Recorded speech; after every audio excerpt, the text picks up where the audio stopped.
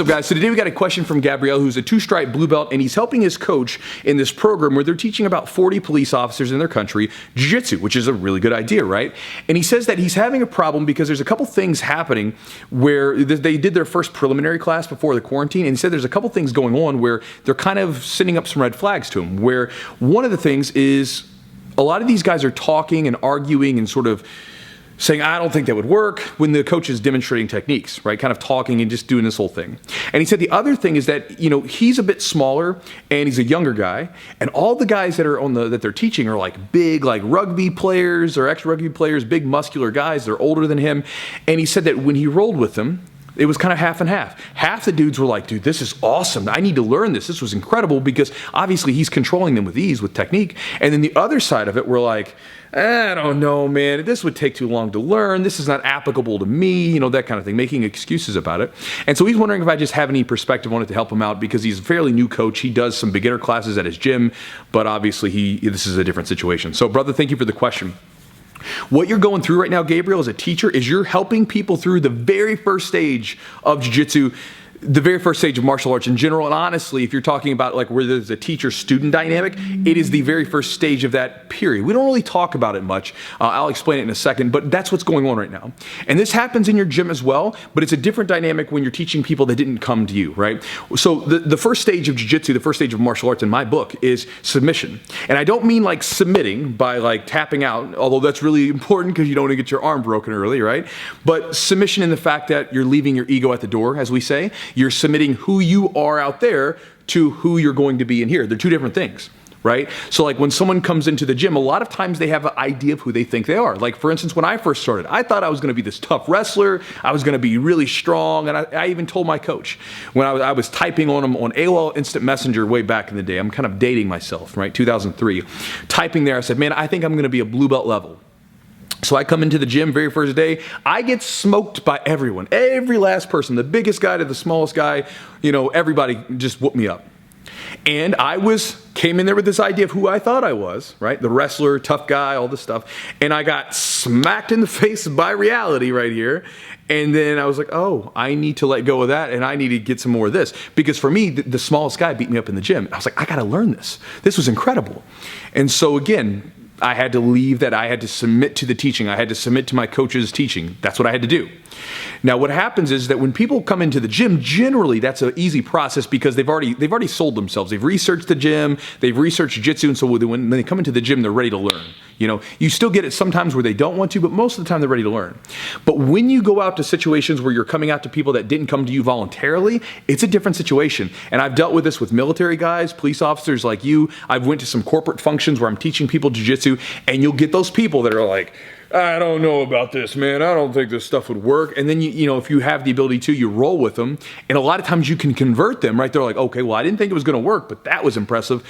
But you're still always going to get someone that's going to be like, nah, man, this isn't for me. And with those people, they're not willing to submit. And I understand why, right? Because again, we do a lot to build ourselves up. Like you said, some of these guys are big, muscular guys. They were tough guys in rugby. They're police officers.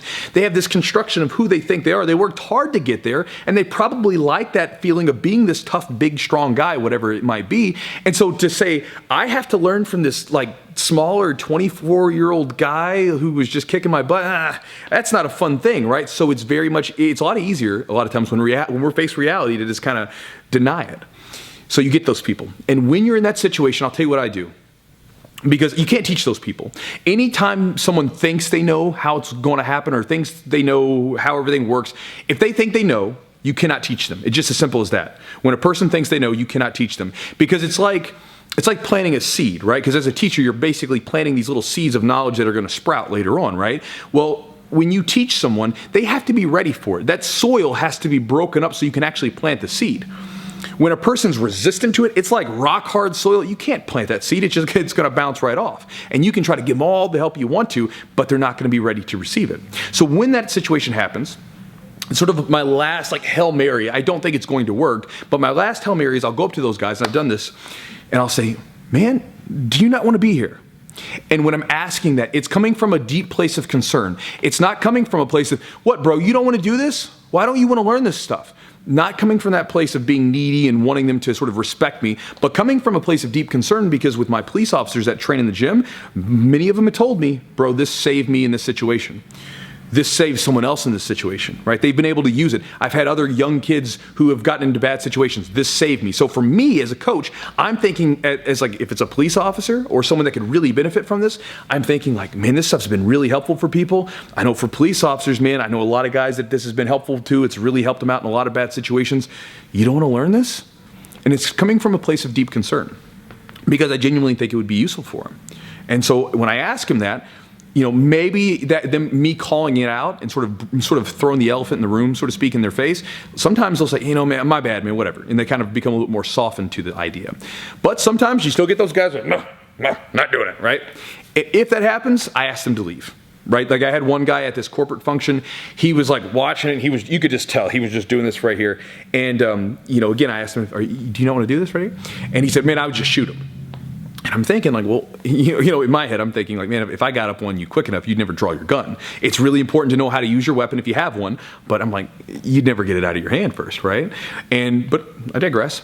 So I just asked him, are you don't not want to be here? And he just kind of did this. He just stonewalled, and so I just asked him to leave, right? Simple as that. And again, I'm doing that because it's not that I don't want to teach that person. It's just, it's a waste of time. They're not going to be receptive to it.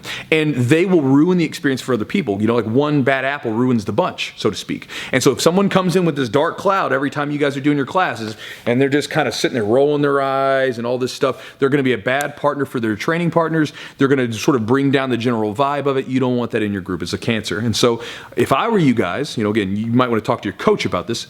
But here's my perspective. Do everything you can to help those guys out. Answer all their questions, because a lot of times they're genuine questions that they have because they've never seen this stuff before.